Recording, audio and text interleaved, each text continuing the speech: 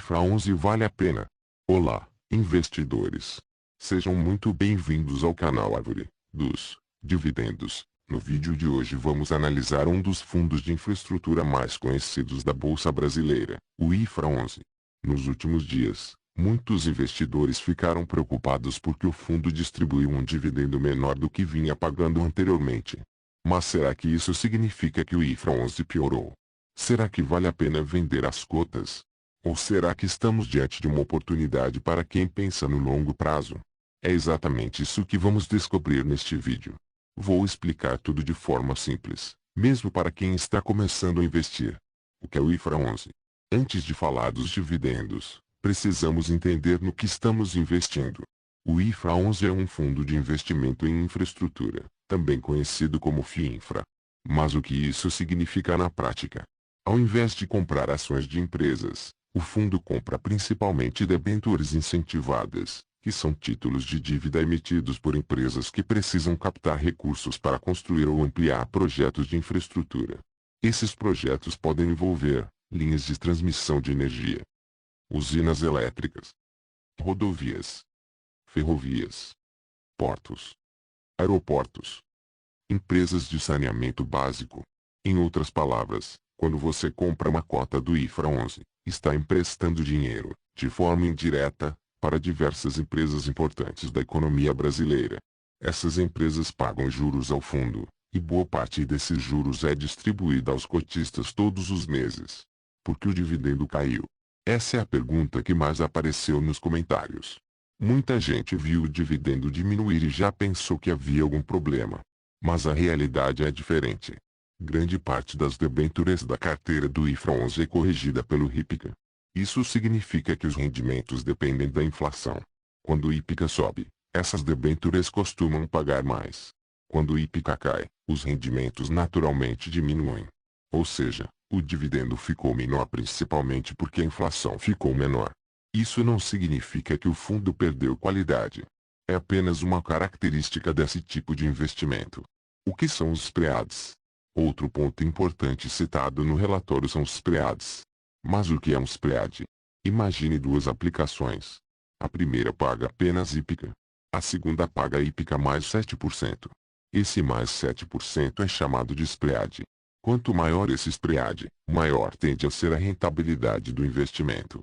A boa notícia é que o gestor continua encontrando boas oportunidades para comprar debêntures pagando taxas interessantes. Isso pode beneficiar os dividendos no futuro. Como está a carteira? Um dos maiores pontos positivos do IFRA 11 é a diversificação. Hoje o fundo possui mais de 90 ativos. Isso reduz bastante o risco de depender de apenas uma empresa. Os investimentos estão distribuídos entre vários setores, como energia elétrica, saneamento, rodovias, logística, transporte. Além disso, a maioria dos títulos possui classificação de risco muito elevada, entre A e A, indicando empresas com boa capacidade de pagamento. Naturalmente, nenhum investimento é totalmente livre de risco, mas a carteira é considerada bastante sólida. Desconto da cota. Outro ponto interessante é o desconto da cota em relação ao patrimônio. Imagine que cada cota vale R$ 100 em patrimônio. Se ela estiver sendo negociada por R$ 96 ou R$ 97 na bolsa, o investidor está comprando esse patrimônio com desconto. Esse desconto pode representar uma boa oportunidade, principalmente para quem investe pensando em muitos anos. Marcação a mercado. Esse é um dos assuntos que mais confundem investidores.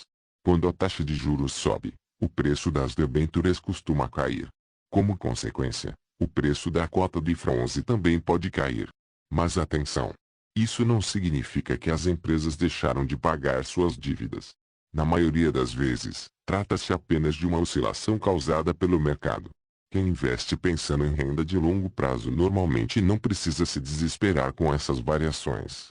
Pontos positivos. Agora vamos resumir os principais pontos fortes do IFRA 11. Gestão realizada pelo Itaú Asset. Boa diversificação da carteira. Empresas de elevada qualidade de crédito. Rendimentos mensais. Dividendos isentos de imposto de renda para pessoas físicas, conforme a legislação vigente. Proteção parcial contra a inflação. Potencial de valorização quando os juros começarem a cair. Pontos negativos. Nem tudo são vantagens. Também existem riscos. Os dividendos podem variar de acordo com a inflação. A cota pode cair quando os juros sobem. O fundo possui risco de crédito, embora reduzido pela diversificação. Não existe garantia de rendimento futuro. Minha opinião. Na minha visão, o dividendo menor não muda a qualidade do IFRA 11. O fundo continua investindo em ativos sólidos, possui uma carteira bastante diversificada e segue adequado para investidores que buscam renda passiva no longo prazo. Quem entende como funciona um FII Infra sabe que oscilações nos dividendos fazem parte da estratégia e não devem ser analisadas olhando apenas um único mês. O mais importante é acompanhar a qualidade da carteira, a gestão do fundo e sua capacidade de gerar renda ao longo dos anos. E agora eu quero saber sua opinião. Você já investe no IFRA 11? Pretende comprar mais cotas aproveitando o momento atual? Ou prefere esperar uma melhora nos dividendos? Deixe sua resposta aqui nos comentários. Se este vídeo ajudou você a entender melhor o IFRA 11, deixe seu like, inscreva-se no canal Árvore dos Dividendos e ative o sino para acompanhar mais análises completas e didáticas sobre ações, FIIs e fundos de infraestrutura. Muito obrigado por assistir e até o próximo vídeo.